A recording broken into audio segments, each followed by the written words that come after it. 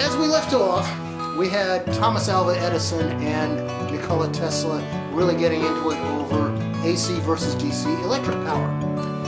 This time we find ourselves with Tesla and a fellow by the name of Guglielmo Marconi getting into it over radio.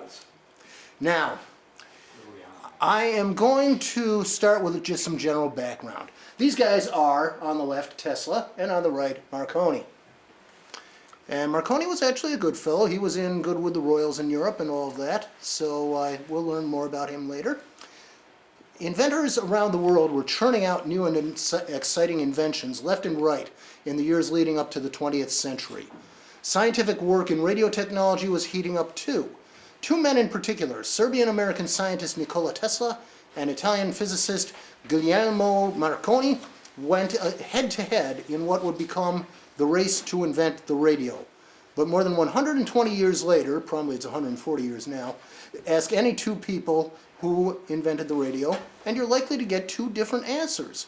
The story is a murky one, and it mixes scientific discovery with lawsuits and good old-fashioned marketing. Is this where the music comes in? This is where Tesla comes in. Yes, there is music. You can make your own music if you wish. After emigrating to the U.S. in 1884, Tesla invented the induction coil, or the Tesla coil, a device which is essential to sending and receiving radio waves, and one that the U.S. Patent Office would later say that Marconi relied on for his work.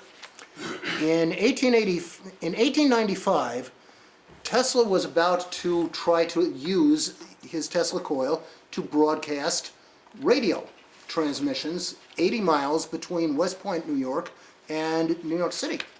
What year was that again, Bob? 1895. This was before Marconi.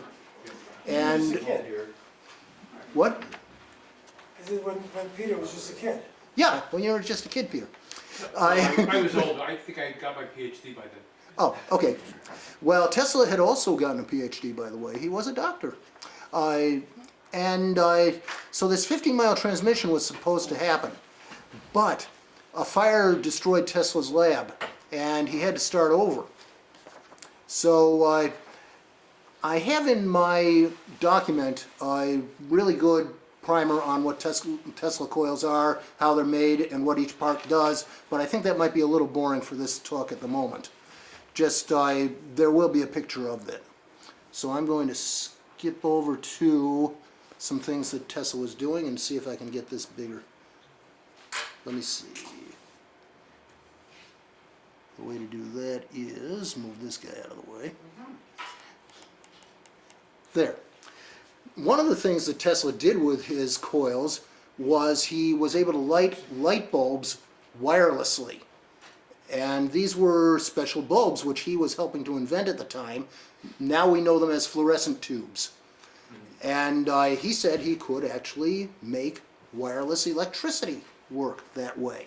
But he only lectured to people with beards. Well, in those days it was very popular to wear beards, as it is in some places in New England today. Yeah, it might. It might. But in any event, in order to allay fears of alternating currents, Tesla gave exhibitions like this in his laboratory in which he lit lamps and allowed electricity to flow through his body. Now, it turns out that a Tesla coil, the streamers from it, don't really carry a lot of current. Most of it is used to charge up a capacitor, which then discharges, and this involves another invention of Tesla, which is the high-speed oscillator, which was very necessary to create a radio. So we also have, I think I might have an image, yes. Here's an image, oops, we're going to go this way.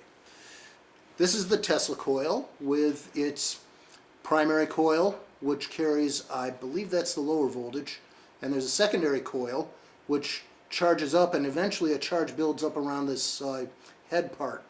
And that's where the streamers come from. But the spark gaps are the important part in this particular Tesla coil. That was where the signal would eventually be generated. And originally it was telegraph. So it was like this kind of device, which is a spark gap telegraph. So you could transmit over wires using a spark gap, and it would just create two different frequencies. There'd be a closed circuit and there'd be an open circuit. But you could also do this kind of thing wirelessly. So we have a spark gap transmitter. Tesla got a patent for the spark gap transmitter in 1897, but there was also a patent by Oliver Lodge in England in 1898 for syntonic tuning, which could tune the frequencies. So Tesla used these circuits to conduct innovative experiments in electrical lighting, phosphorescence, X-ray generation, high-frequency alternating current phenomena, and he tried to do transmission of electrical energy without wires. Tesla coil circuits were used commercially in spark gap radio transmitters. But here's the problem. Marconi patented a spark gap transmitter in London after Tesla had patented his Tesla coils and called them by a different name in the United States. So there were, these transmitters were used until the 1920s. There's a reason why they're not used any longer, and that has to do with the kind of radio frequency interference they cause. The transmitters used a method known as continuous wave transmission. And continuous wave not only excites a primary frequency, but it also excites all the harmonics that go up from it. And this means that you're going to get a lot of interference out of it. So once they got better ways of controlling the frequency and limiting the frequency, they outlawed CW and went over to what is now known as audio modulation and later frequency modulation. Both guys use CW? In that time, everyone from Edison to Marconi to Tesla was using continuous wave. There was no audio modulation, and here's why. You needed a triode in order to have audio modulation. And we'll get to the invention of the triode. Well, as a matter of fact, we can show you the inventor of the triode. This is a fellow by the name of DeForest. This guy's name was DeForest, and he invented the triode vacuum tube. First there was a diode, and then you had a triode which allowed for modulation of frequencies so that you could have a carrier wave and you could have two different kinds of things could happen. I'm going to show what should be a good animated GIF of what's going on here. Here's an illustration of a carrier signal, and in audio modulation you modulate simply the amplitude of the wave. In frequency modulation you can see the wave is longer and shorter. Audio modulation is really good for things like telegraphs and voice, but it's not really good for music because it gets crackling every time there's lightning and it gets other electrical interference. FM is much less prone to that, so it gets a nice quiet sound, and some people say that it's a better sound out of tube sets than it is out of modern solid-state electronics.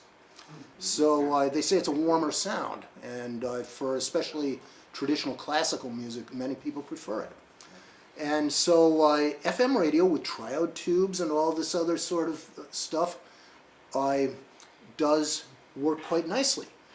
But in order to make it work, I'm going to see if I can get back, you have to have a device called a heterodyne. This is how you tune and separate out and demodulate these frequencies. In other words, you turn it into actual sound.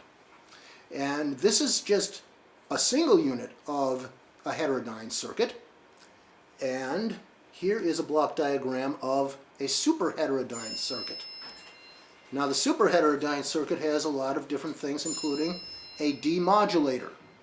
Hence you can have audio modulation or frequency modulation. And then this is another example of one of these triodes from early times. All right. Nice catch. Yeah. It was close. No cigar. Okay, so everyone's okay there? Yeah. All right. So let's also examine one thing about where these radio frequencies are. This is modern radio, which has, in a part of the spectrum, you expand it, you have VHF, which carries television, VHF TV, which by the way is no longer being used, or you can have FM, which is about between channels 6 and 7 VHF.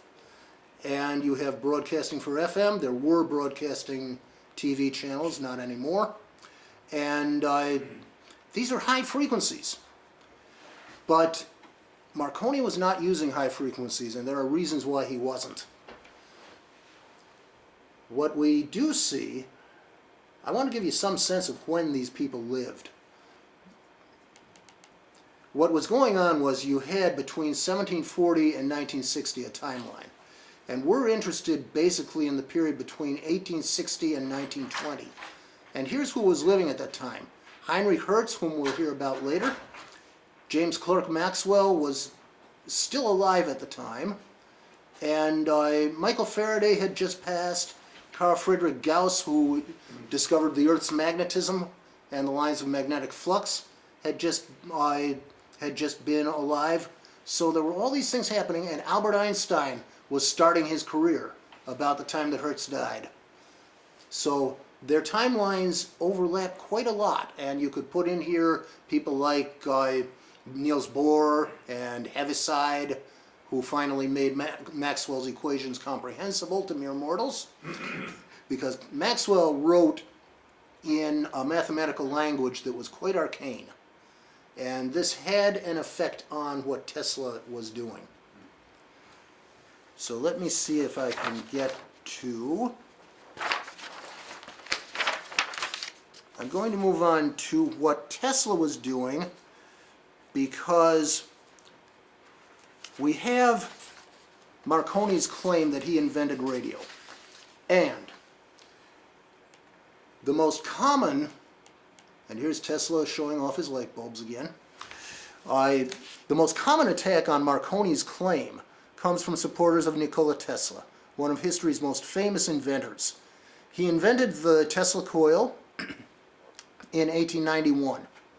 4 years later, he almost did a radio transmission of 50 miles, but by 1897 he did do it, and he filed several radio patents. That's 1897. The patents were eventually granted to him. The application process was long and messy in those days, even compared with today. But by 1900, Tesla had his American patents, and there were at least 17 of them involved in the controversy. Over the next 3+ years, Marconi's radio patents were routinely denied in the United States on the grounds that they relied too heavily on work from Tesla, Lodge, and a fellow by the name of John Stone. And that's not a misprint. That was actually his name. He had a double last name. So, what there was in 1906 was, here's the effect that radio had on the world as represented. Let me see if I can get back a couple. Yeah, here's a ship's radio room from, this one was from the 1920s, but it's not too different from what they were doing in the early years of the 1900s. To shipboard radio operators, the invention of radio was a miracle, a Christmas miracle. Instead of hearing the usual dots and dashes of Morse code, by that time you could actually hear sounds, an eerie, silent night played by a violin. It was Christmas Eve, 1906. It had only been 11 years since Guglielmo Marconi sent the first wireless transmission with his new invention, and only 5 years since Marconi sent signals across the Atlantic. Making use of a high-frequency alternator, Reginald Fessenden made a historic Christmas Eve broadcast in which he transmitted music as well as human speech. And at some point we have Fessenden in here. How did they electrify the ships back then? Batteries. You had to carry your own electricity. Oh. And batteries were quite a big deal at that time. They were only a little advanced from what Hertz was doing. And a little later we'll get on to Hertz, and we'll see his apparatus, and we'll see that he was just using a Leyden jar for his battery. So they weren't much more advanced than that. They did have little safety. Another broadcast took place in 1910 when DeForest, who invented the triode, aired programs from New York's Metropolitan Opera House. And eventually in 1916, an engineer for George Westinghouse's company named Frank Conrad played records for his friends over the air, and radio as a public medium began to take shape. And so by 1920 there were actual radio broadcast networks and stations. So getting back to Tesla and wireless transmission. Shouldn't Nikola Tesla be considered the inventor of radio, given that in 1943 the Supreme Court supposedly overturned all of Guglielmo Marconi's patents and proclaimed Tesla the true inventor? Well, first of all, the author of this article is a physicist, and he's saying, are you joking? In no way, form, or shape should this guy be considered the inventor of radio. Furthermore, contrary to what you might have read, the U.S. Supreme Court never said that Tesla was, not in any 1943 or any other year, that he was the inventor of radio. In fact, if anything, Tesla's contribution was to confuse and slow down radio development due to his misunderstandings of the physics involved. Fortunately, at the time, few people were listening to his exaggerated and incorrect ramblings about doing wireless transmission of electricity. But the fuller answer is this. Tesla did do groundbreaking research in early electrical systems, most importantly wired power transmission using alternating current, which we've already covered in a previous talk. He was overshadowed by the far more important practical work conducted by other inventors and scientists, including Heinrich Hertz, Oliver Lodge, Guglielmo Marconi, Carl Brown, and others. Marconi and Brown shared the Nobel Prize for Physics in 1909, and there was Reginald Fessenden and John Stone. And the ruling did not even try to determine who invented radio. Instead, it set governmental compensation for the use of patents, mostly Marconi's patents, primarily during World War I, not the original patents covering radio transmission and reception, but the ones covering later improvements. This included a 4-circuit transformer configuration and some other things. So to get practical, who did the people that built radios pay their money to? Well, money was paid for the use of patents in the form of royalties, as it is today. But who got paid for what use of which patent was really kind of a moving target. It depended on whether you were in Europe or whether you were in the United States. It depended on what the courts were ruling. There were patent courts, and there were endless lawsuits. One of them went on for like 30 years between two of the companies that were broadcasting radio. So in terms of how to make money off of a patent, Edison was able to do it because he had financiers and lawyers on his side. Marconi was able to do it because he had the British royal family on his side, among others. Tesla was not able to do it because he did not have these connections. He wasn't able to enforce his patents as well. And also, he had made a real enemy out of Edison. So where's this building, where was it located? Is it still there? It is not still there, though there's a group trying to restore it. It's called Wardenclyffe, and I have several pictures later on of Wardenclyffe. I might even be able to find where they are in my presentation, if I can go back to the What's the purpose folder. of the rooftop there? That I'm going to talk about. Keep the rain off. That's where the aliens come down. Well, there were some things that he But said that's about That's Martians. the later adaptation. It was originally for rain. But anyway, what I do want to do, all right, this article concludes, it is bizarre to even claim Tesla invented radio, since at least through 1919, he didn't even believe that transverse radio waves existed, or that any form of what he called longitudinal space waves could be used for long-distance communication. This has to do with the fact that whenever you send out a longitudinal wave, it's going to go in a straight line. And barring anything either conducting or reflecting it, it's going to go straight out into space and be lost. But it turns out that's not what happens. So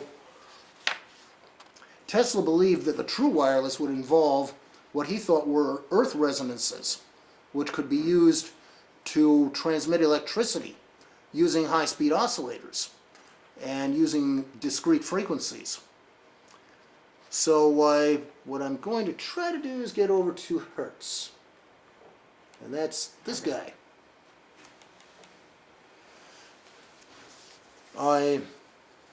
So neither Tesla nor Marconi actually invented the phenomenon of radio waves and sending and receiving them. The final showdown between Marconi and Tesla is actually more of a smokescreen, which hides the fact that in 1886, the German physicist, he was actually Irish on one side, Heinrich Hertz, who is seldom recognized as one of history's most famous inventors, conducted a series of experiments in which he successfully observed and transmitted electromagnetic waves for the first time. And even before Hertz, there was a British-American inventor by the name of David Edward Hughes, who actually did transmit radio waves, but he wasn't a scientist, and he was not able to convince the Royal Society that he had actually transmitted radio waves. The Royal Society decided that there was some kind of an induction effect that must have been taking place, and it was something completely unimportant. And so Hughes was not able to press his claims. So I think we can, in fact, see whether I can figure out where I put Hughes. Because his picture I will recognize. There it is. There, I've got it. You got two of them there, right? I've got this one, which is a better one. This was David Edward Hughes. Hughes noted many unusual electrical phenomena while experimenting on a microphone which he had developed. And there's a story about Hughes and Edison regarding this microphone. It was, in the simplest form, I am going to find where, just a second. In its simplest form, it was a carbon microphone and carbon particles. This is what an original prototype looked like. And if you notice, the earpiece is kind of similar to old-fashioned telephones. And then later carbon particle microphones were developed for telephones, and they led eventually to this kind of carbon particle microphone. This is actually from an Ericsson handset for a landline phone from the 1970s. So the same principle was being used. But here's where before we talk about radio, let's talk about what happened between Hughes and Edison. Hughes was a man of short stature, blue eyes, deeply set under bushy eyebrows, flowing hair, and a walrus mustache. Like that guy. And he became a catalyst for some stimulating debates within the scientific community based on theory of electrical phenomenon and his experimental results. One of these instances came about with the discovery of the carbon microphone when he crossed swords with Thomas Edison. Edison had also developed a carbon microphone for telephones. You may recall from my previous talk, Edison was profoundly deaf, and he needed a way to amplify telephone sounds so that he could hear the person on the other end. And he independently developed a carbon microphone of his own. And Edison started to suspect that somebody had leaked secrets from his lab to Hughes. And it wasn't very helpful that Hughes decided he was going to take his invention, because Hughes was a man of means, and he freely gave it away to the world. Edison was infuriated. He had intended to capitalize on this invention. Unfortunately, Edison had misunderstood the circumstances, and before even checking and discussing with Hughes or others that he was accusing, he immediately took the dispute public in the newspapers. Therefore, an affair that could have been settled amiably became a nasty war of words and accusations and counter-accusations that dragged on in technical journals and newspapers. And it drew in the scientific community in Europe and America. The Europeans were arguing against the Americans over whose patents would take priority and all this. And in the end, it was concluded that each had independently carried out their research, and there were no leaks. Hughes having discovered in the microphone a device that had wide applications, and Edison having concentrated specifically on the telephone transmitter. The chief scientist of the day, Sir William Thomson, Lord Kelvin, scolded Edison in the press over the affair and requested an apology from him for the unfounded accusations. Edison never replied. So that was one thing that happened with Hughes. And the wireless discovery in 1879, in which Hughes may have done the first radio transmitter. Hughes's experimentation, resulting in the discovery of wireless, became virtually hidden for many years, and his discoveries only became known in the waning years of his life. His experiments took place a number of years before Hertz and Marconi. History finally credited him with the discovery over time, but it slipped off the pages of history. It all came about when Hughes was experimenting with his induction balance, which was another of his inventions. He had started with a primary circuit consisting of coils being pulsed from a battery by a clockwork-driven contactor. This meant he didn't have to sit around creating the signal. He could walk away and the signal would be automatically generated.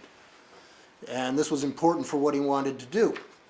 So the secondary circuit, consisting of a secondary set of coils inductively coupled to the first, were connected to a telephone receiver. When he arranged his configuration, this gave unexpected results. He could still hear the make and break signal even though he shouldn't have been able to. He thought that either there was an extra current caused by some induction effect or the breakdown of insulation of the coils. Anyway, it turned out there was a loose connection in some wiring. The effect was puzzling and so on and so forth. The mystery grew as he separated the primary circuit from the secondary circuit by some distance, and it was only connected by a single wire. So basically he had done some kind of a spark gap he had created. So his experiments got to the point where he settled on some configurations. And Hughes next took his receiver and he started getting farther and farther distances. He started walking into the street and was still able to hear the signal 500 yards away before it faded. And this embryonic wireless experiment, creating the invisible electromagnetic waves and being able to detect their presence, was unknown at the time. So here you had, this is an illustration of Hughes wandering about the streets of London, testing his apparatus, and I can just hear this Bobby coming up to him and saying, "Hello, hello, what's all this here then?" So it seemed very strange to people who were witnessing what he was doing.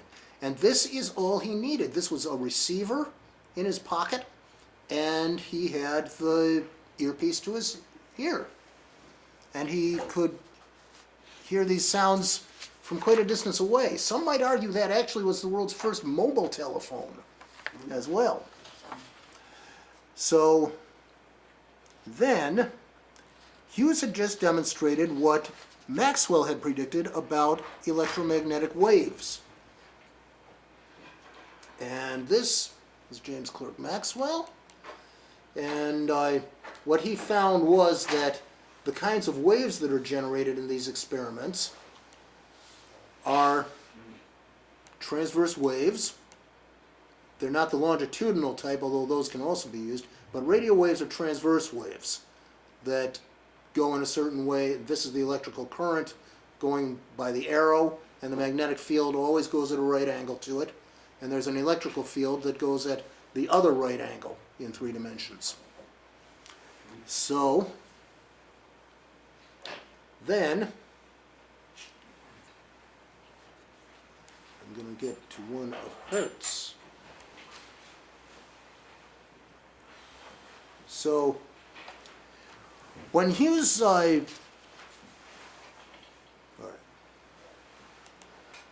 when Hughes presented his ideas to the Royal Academy, Maxwell unfortunately died in 1879, a year before Hughes made his discoveries. So Maxwell wasn't around to give the mathematical and physics underpinnings to what Hughes had accomplished. And it was not Maxwell himself, but Oliver Heaviside, who put the 4 laws into the form we know today. Hughes, however, was so excited by what he had discovered that he repeated his experiments, and in 1880 he showed what he had done to the Royal Society.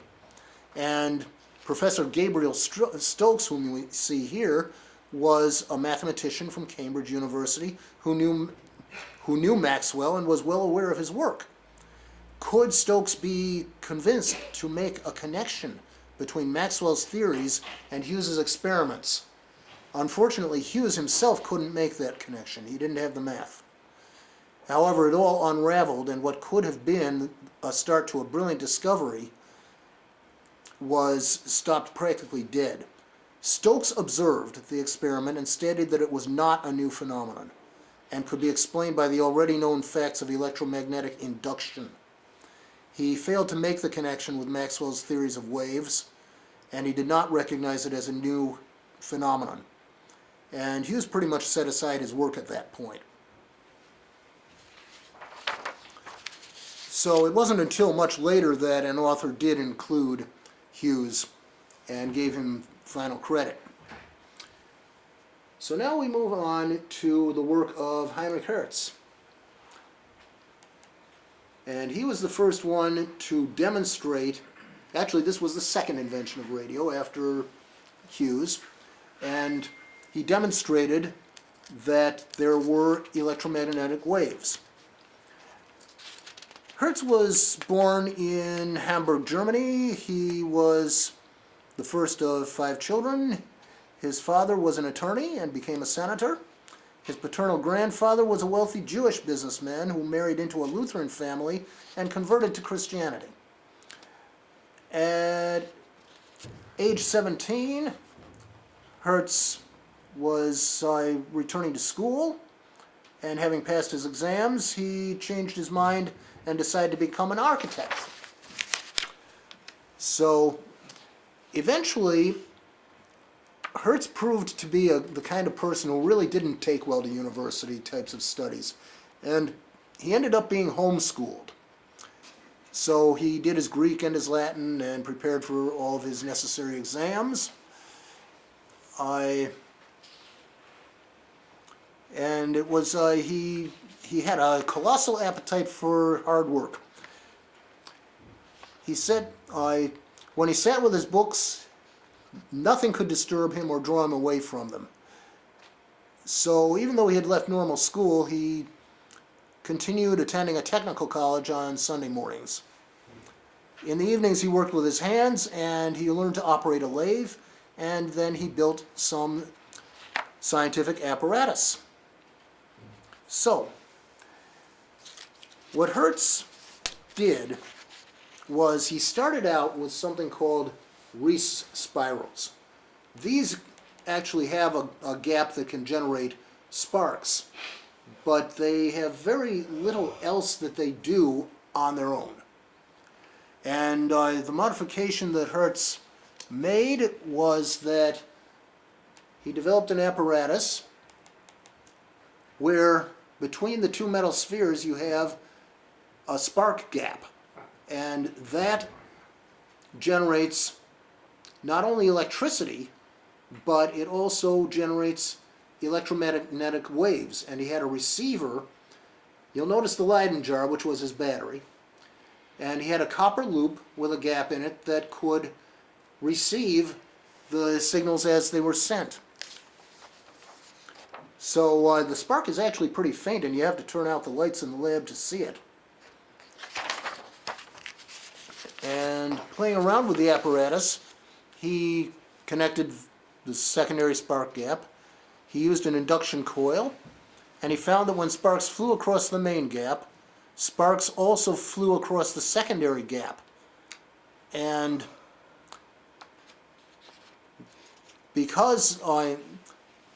so what happens at the original spark is reproduced at the receiving end. So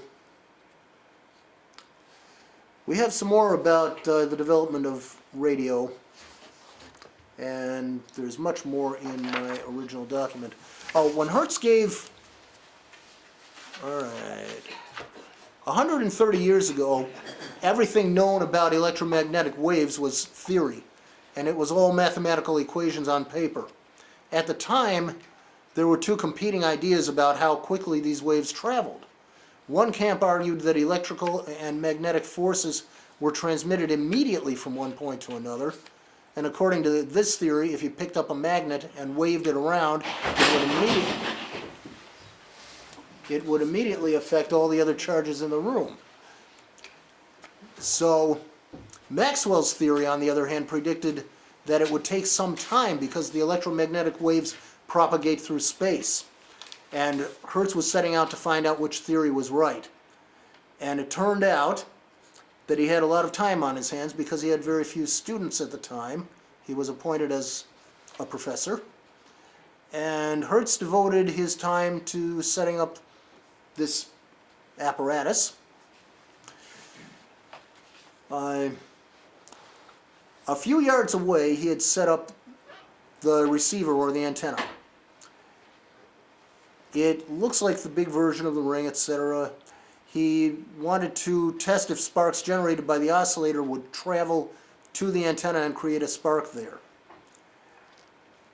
It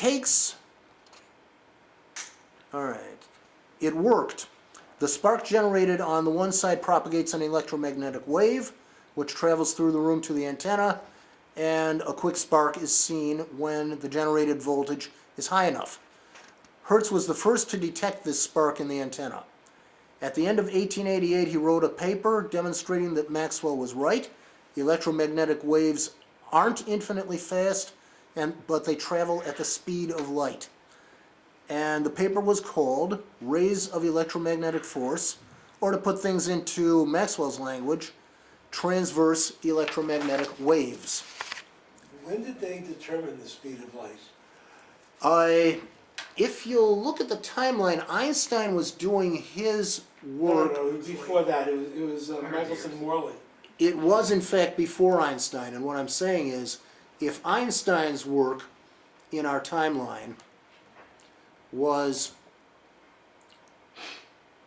Einstein was born in 1880, and the speed of light, I believe, had been determined, it was certainly before 1900. So that's something I didn't actually include in my research. So, but anyway, where 1887? Yeah, Michelson-Morley experiment. The Michelson-Morley experiment was 1887. Okay. So 1887 was about. Astronomers couldn't figure it out earlier. It was pretty close to. Now, we have the date on which the experiments were taking place. That That was only a year 1888. earlier. Yeah, the speed of light had only recently been determined in 1888. It was just a year earlier. When was the stopwatch invented? You Oh, could just a joke. No, keep going. you Keep could going. do things like stopwatches quite a bit earlier. I'm just They saying. had pocket watches. Moving on. When was But the meter Marconi, invented? When was the meter invented then? Because it's calibrated to the speed of light. speed of light originally was actually calibrated in different ways in different countries, different units. But eventually it was settled on to be a meter. But a meter was invented way back when they were setting the prime meridian, which was a couple of generations earlier. Okay, so they fudged it over. So they did have a meter already The meter is decided based what on it the was. circumference of the Earth. Yes, it is. It's not the 300,000. The theoretical, 1/40,000. Initial. Yeah. Why am I? There we go. Anyway, we digress. Yeah, we do. But Guglielmo Marconi, therefore, was the third inventor of radio. It was the third time that radio had been invented. And Marconi was born in 1874, and he was a Nobel Prize-winning physicist and inventor, credited with the groundbreaking work necessary for all future radio technology. Through his experiments in wireless telegraphy, he started with the telegraph. Marconi developed the first effective system of radio communication. In 1899, he founded the Marconi Telegraph Company, and he made a lot of money off of that. In 1901, he successfully sent wireless signals across the Atlantic Ocean, disproving the dominant belief that the Earth's curvature would cause the radio waves not to be received. Marconi shared with Carl Brown in 1909 the Nobel Prize in Physics. He died in 1937 in Rome. He was born into a wealthy family, and so he incorporated the earlier scientific work of Hertz, Oliver Lodge, who did work in electromagnetic radiation, and he developed a basic system of wireless telegraphy. Marconi was not a scientist, but he recognized the value of wireless technology and was adept at putting the right people together to invest in it. In 1897, he received his first patent in England. So the groundbreaking work, his original transmission traveled merely 1.5 miles, and it was later that he was able to send signals across the Atlantic. Now the reason Cape Cod, they have a lot of movies and so on around it. Not as far, the town before Provincetown. Well, it's in Wellfleet. The Wellfleet. Marconi Wellfleet. site Yeah. is a federal site on Right. Wellfleet. there was an attempt by Marconi to send his signals all the way across from London, from England, Cornwall, to Cape Cod. And that's where that Cape Cod thing comes in. But he was not successful. The signal didn't reach. So he settled on going from Ireland across to Newfoundland. And that's how he eventually did it. So Marconi had several positions by 1909 he got the Nobel Prize in Physics. He had several positions in the Italian Army and Navy during World War I. And this also points up that during World War I, there was radio development going on in various navies. And we don't see any significant patents from that. Because, for one thing, when you're at war, you're not going to file patents because you don't want the enemy to know what you're doing. And you don't want them to know how far you've gotten. Especially since this was also the war in which the Germans developed U-boats and torpedoes. And they may have been working on guided torpedoes. So, eventually, Marconi experimented with shortwave radio technology. He had started out by using much longer wave radio technologies. And he was also instrumental in forming the British Broadcasting Company in 1922. Marconi continued to experiment with radio technology in his native Italy until his death in 1937 from heart failure. Now, the 1943 U.S. Supreme Court rulings I'm going to circle back to eventually. What Sir Oliver Joseph Lodge did was he developed a radio detector which was called a coherer, and it was at the heart of early radio telegraphs. So Marconi read about Hertz's work, and that was when he decided he was going to build his transmitter. And he was doing research from 1895 and earlier, up until his 1901 transatlantic broadcast. So you had to use shortwave to get distance, right? 'Cause long waves would just go through the ionosphere. Actually, here's what really happens with long waves versus short waves. They didn't know about this back in the early 1900s, but there is structure in the Earth's atmosphere. In the Earth's atmosphere, we have layers. Before the invention of radio, you couldn't really send instrument signals back from very high up. And so they knew about the lower atmosphere where the weather takes place. And they knew that on very high mountains, you were getting thinner and thinner air. But they did not know how high up the electrically charged layers of the atmosphere were. Tesla believed there were electrically charged layers in the atmosphere. And Marconi didn't know, but it was probably pretty obvious. When you get to a height of 50 miles, ions begin to form in the atmosphere and electrically charged layers form. One of these is called the E layer, and it's the lowest one. The E layer is unaffected by daylight versus nighttime. In fact, it's stronger in the daytime than in the nighttime. And something called VLF, radio transmission, operates in that layer. Very long frequency. Yes. VLF was exactly where Marconi was doing his early experiments. The idea was he was trying to set up with various navies how you could get a signal from shore to ship and from ship to ship, so that you would only need a few ships or a few shore stations to get a signal all the way around the world. So if you have long wave, it will bounce off the E layer. What you're thinking about short wave is the F layer, which is higher up. There's a disadvantage to using F layer reflection. In the daytime, the F layer breaks up into two layers, the F1 and F2 layers, and it's nowhere near as efficient at reflecting radio waves in the daytime as it is in the nighttime. This is why AM radio transmissions could be heard at night on cold, clear winter nights from very distant stations, whereas you couldn't hear those same stations in the daytime. To a certain extent, this also still affects television transmissions.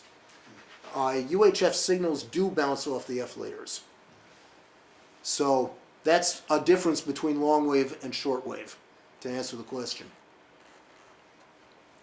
So this was what was going on with Marconi, and that is why Tesla's prediction that Marconi couldn't send signals over long distances proved not to be so. Tesla had other ideas about what was going on in the Earth's atmosphere. Tesla thought that radio waves were not going to prove to be a very useful technology. And he thought that the Earth, he didn't know about what we know about the structure of the Earth. Much later research showed that there's this solid inner core, a liquid outer core, and that there's a mantle, and then there's the crust, and that the crust really isn't a very good conductor unless you've got groundwater. And that's why that's why you can use a ground return for a single wire electricity transmission system. But in any event, Tesla thought that the Earth had a resonant frequency that could be tapped near the surface. And he also thought that the charged layers in the atmosphere were close enough that a very tall tower could just send streamers up into the charged layer and act as a return, and that you could form an actual electric circuit that way. That's what these strange shapes at his proposed towers were supposed to be about. Here's the one that he built out in Colorado, which had this ball on top of the tower, and this was where all the streamers would come from. But at the bottom was the working part of it. In a Tesla coil, you recall that there's a big capacitor that builds up a charge and it becomes a high frequency oscillator. And he was trying to send an electrical signal through the ground. Tesla, in his investigation into high frequency electrical phenomena, needed a way to go beyond the limitations of the iron coil transformer, and he invented this oscillator. In Colorado Springs in 1899, Tesla and several research assistants began constructing an experimental station to research wireless telegraphy using high voltage, high frequency electricity pumped into the earth. During his experiments, Tesla created artificial lightning that generated reports of electrified butterflies, thunder that could be heard 15 miles away, and sparks that appeared on horses' hoofs and water pipes. That was due to leakage through the ground, of course. He built the largest Tesla coil in history at Colorado Springs, almost 50 feet in diameter, and he was going to build something even bigger at Wardenclyffe, Long Island. And so Tesla left Colorado Springs in January 1900, and shortly thereafter received patents for a system of transmitting electrical energy and an electrical transmitter. So for roughly 9 months, the station was alive with experiments. He set up an experiment where he had some light bulbs in a field. They were surrounded in a 50-foot square of wire. He transmitted power so that an electrical field was created within that wire, and the bulbs lit up. Within the confines of his grounded wooden station, Tesla attempted to tune his magnifying transmitter. Remember, if he was going to have customers, he'd have to tune it to specific frequencies so that they could pay him on their accounts. And not only that, these frequencies would have to jump around so that no one could intercept them. You would have to have a key at one end and a key at the other end as to exactly when to move from one frequency to another. This was basically a frequency shifting idea, which Tesla did patent close to this time. But in any event, he had his magnifying transmitter and Tesla coil tuned to the Earth's supposed resonant frequency, which he thought would permit worldwide wireless power transfer. It apparently was not uncommon for ball lightning to flit about the laboratory.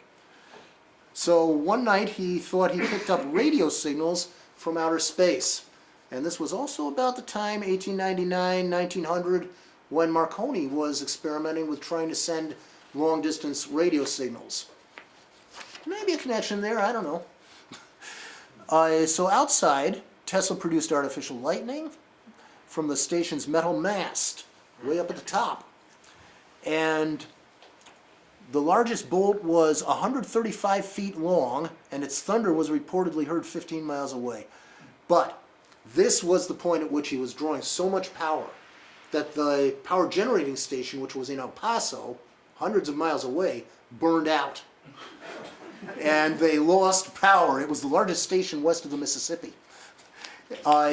Tesla never admitted to the damages, but the power company demanded payment and cut him off until he would pay.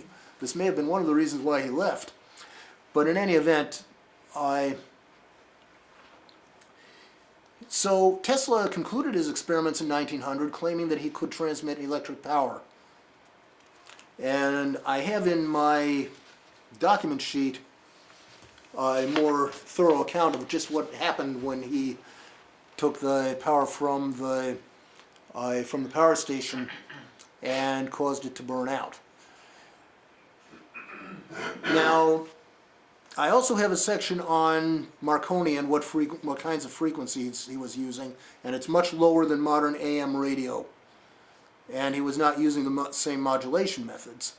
But again, we have the E layers versus the F layers of the ionosphere. So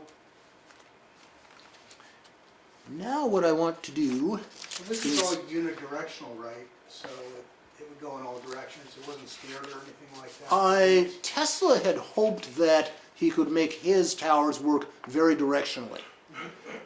Marconi's broadcasts were actually pretty much omnidirectional, but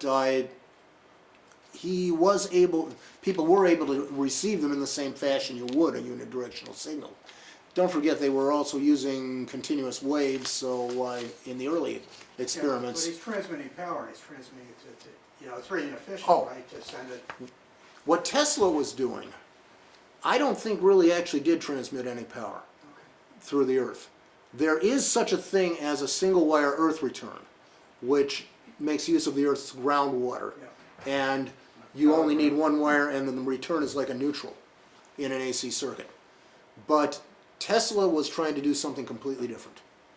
He was actually trying to generate a frequency that could then be received through the earth by having another tower that would receive it at a distant location, and the return was a supposedly charged layer in the atmosphere, like an electric circuit.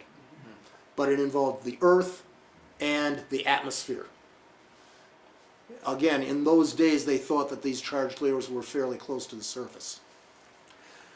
So I just want to be able to locate. So what you're looking, it's my understanding that most modern radio stations build their transmission towers in swamps so that they have a good ground. Yes,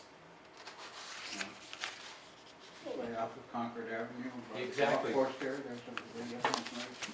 yeah, WCAM does or exist. whatever it was Cambridge Radio a million years ago.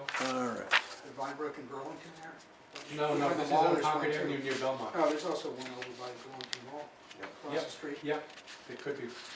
You know, water and dirty water, good conductor. Okay, what I'm going to do is go back to, The mansion in the background over there seems to have another tower, another antenna, so to say, like that one. Yeah. Significance in that? I think Tesla was trying to build a tower similar to what he actually built at Wardenclyffe. This is Wardenclyffe.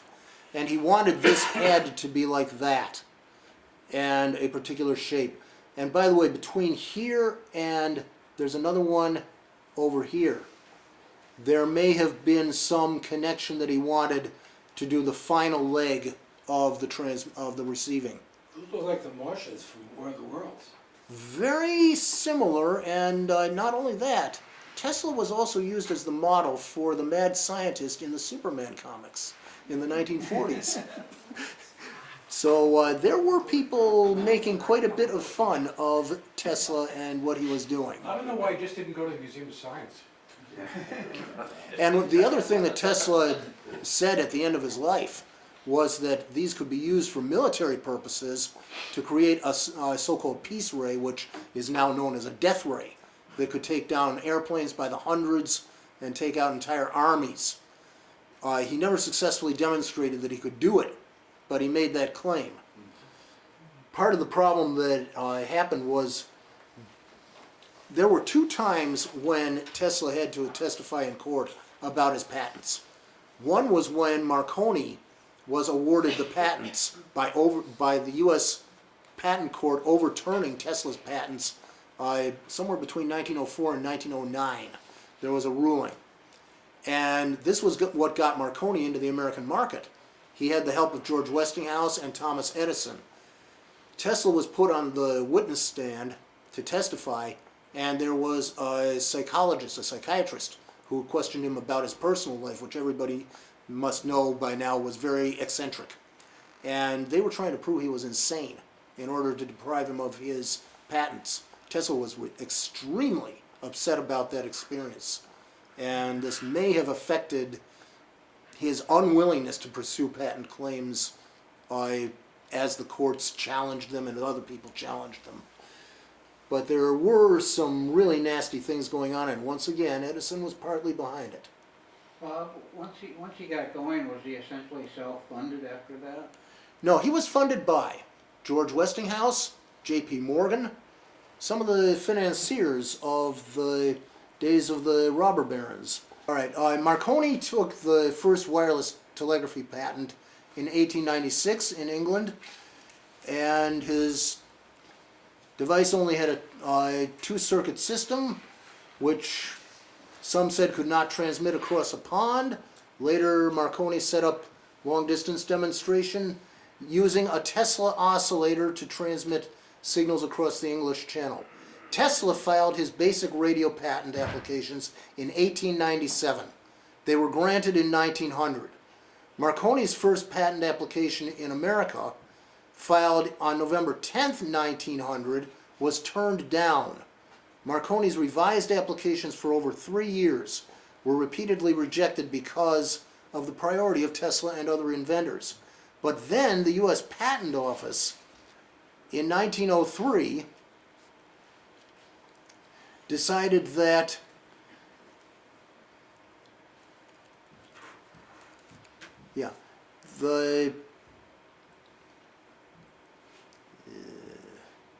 the Patent Office decided that Tesla's, it was 1904. In 1904, the Patent Office decided very suddenly and pretty surprisingly that its previous decisions that gave Tesla priority were not valid, and they gave Marconi a patent for the invention of the radio.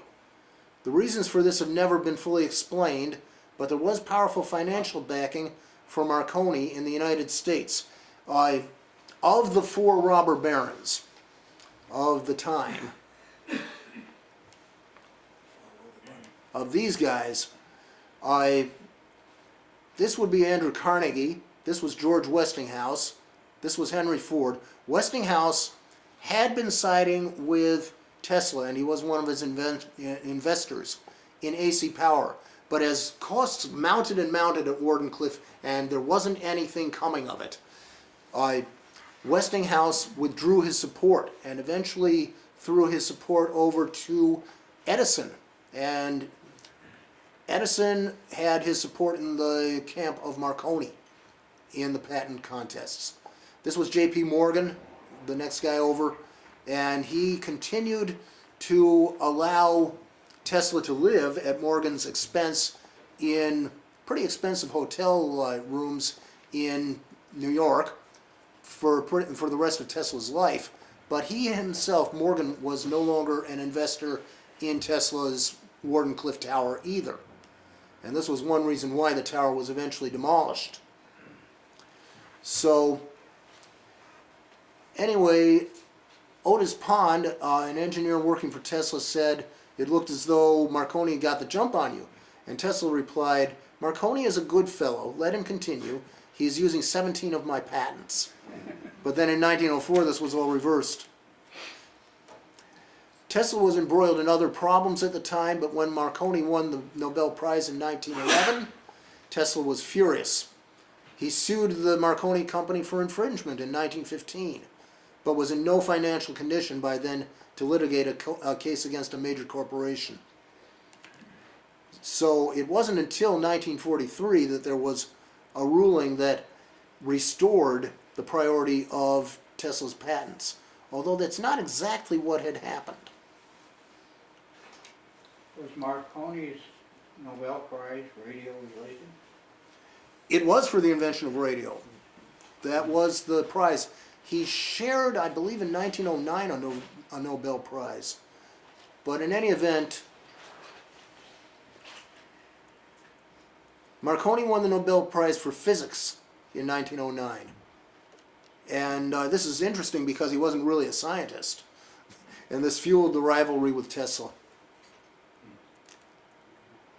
But what happened was Marconi's company decided the U.S. government had infringed on their patents during World War II.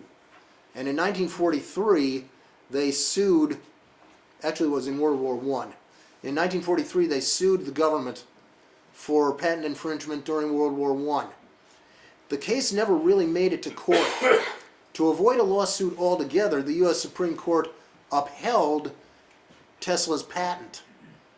But they did not declare he had invented radio. They just simply said that 4 other people had preceded Marconi in developing the same kind of technology. And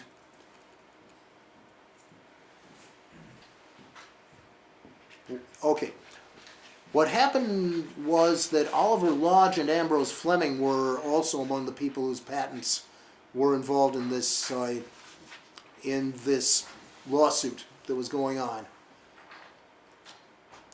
In 1935, the Court of Claims had ruled that the radio equipment used by the government had not infringed on the Marconi patent. But in the 1943 decision, they rejected the broad claims of the Marconi patent,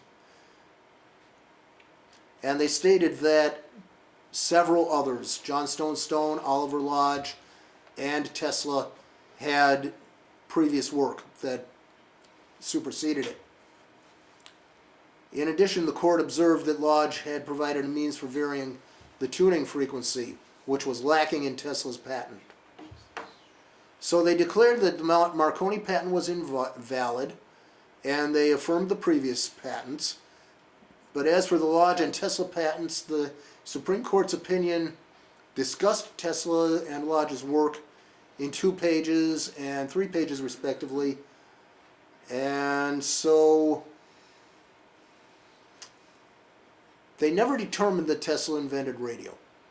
Contrary to someone else's account, the validity of the Lodge patent was not in dispute before the Supreme Court.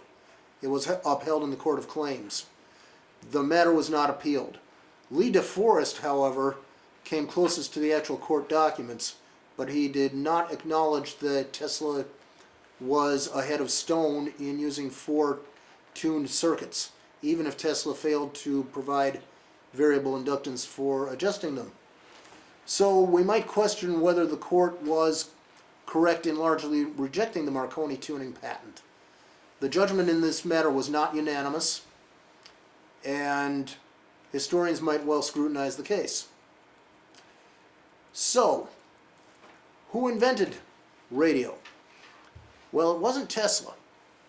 And I don't really think it was Marconi who invented the basic concepts. Hughes came really this close.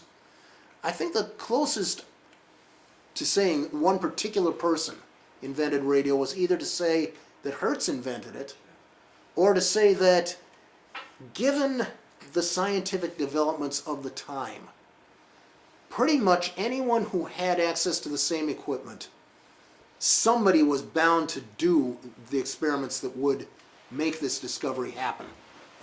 Just like with the microphone, where Edison and Hughes did separate experiments, separate engineering work, and they came up with virtually the same result. It's because that's where the technology was at the time. That's where the chain of connections was. So one thing is clear.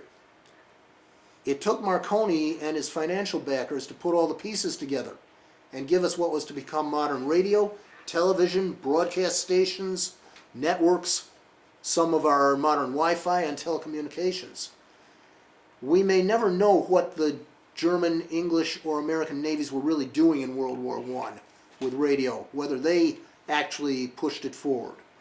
But these military developers certainly moved radio development rapidly during the First World War and the Second World War, as did the civilian companies, which became Marconi Radio, RCA, which was the General Electric spin-off, and others in the 1920s and 30s. So, that's what I got, and I apologize for the fact that my document was way too long to cover, so I had to skip around.